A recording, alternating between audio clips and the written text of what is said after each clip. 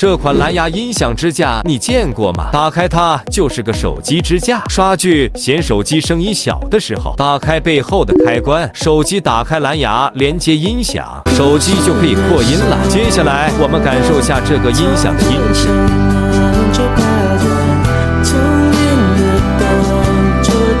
听歌看剧没电时，底座还是个大容量的充电宝，让你看剧的同时再也不用担心手机没电了。这样的好物，赶紧给家里的长辈安排一台吧。你敢相信吗？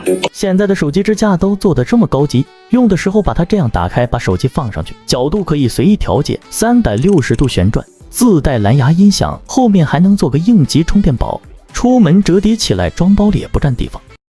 手机支架、充电宝、蓝牙音箱，这3个结合在一起会是什么样子呢？所以它来了，支架是可以旋转的，音响是自带的，连接蓝牙，声音得到质的飞跃。